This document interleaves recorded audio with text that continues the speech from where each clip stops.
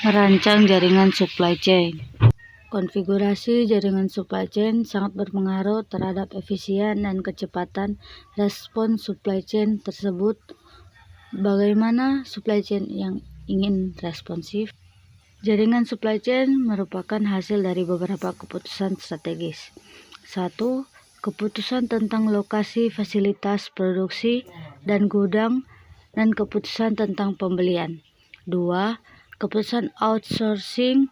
Keputusan tentang 3. Keputusan tentang aliran produk atau barang pada fasilitas fisik tersebut.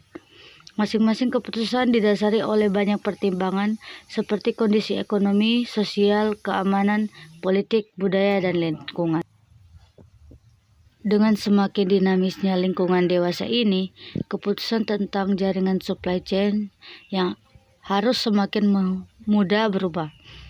Pada hakikatnya adalah keputusan strategis yang punya implikasi jangka panjang dan sulit diubah dalam waktu singkat.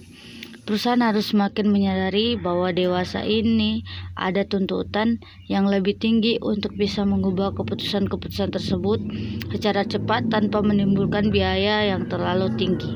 Jaringan supply chain di sini tidak hanya terbatas pada fasilitas-fasilitas yang dimiliki organisasi, tetapi melingkupi semua fasilitas di mana proses-proses supply chain secara keseluruhan dilaksanakan mulai dari ekstrak bahan baku hingga produk sampai ke tangan konsumen.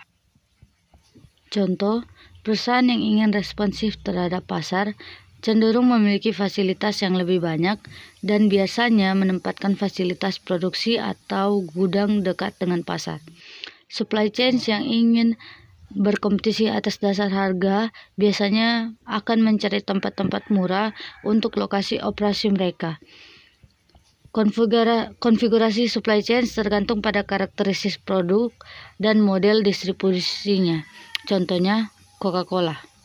Faktor lingkungan yang harus dipertimbangkan yaitu 1. Faktor ekonomi makro atau stabilitas keuangan, tingkat inflasi dan nilai tukar mata uang, tarif dan insentif, pajak dan sebagainya.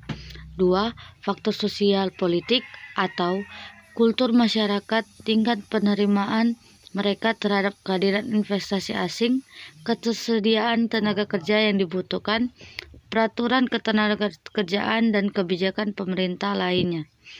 3. Faktor teknologi. 4. Faktor keamanan.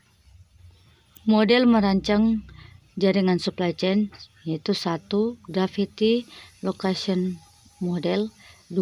Model lokasi dan alokasi dengan berbatasan kapasitas. 3. Model penentuan lokasi dan gudang secara simultan.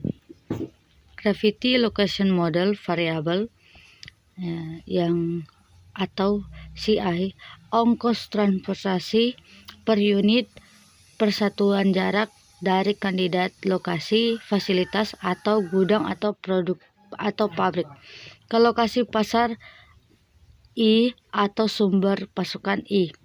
VI, volume barang yang harus dipindahkan fasilitas atau gudang atau pabrik ke lokasi pasar I atau sumber pasokan I. Atau XY adalah koordinat lokasi pasar I atau sumber pasokan I. GI, jarak antara lokasi fasilitas atau gudang ke lokasi pasar I atau sumber pasokan I. Sekian dari saya, minta maaf kalau ada salah kata atau pengucapan dalam bahasa. Terima kasih.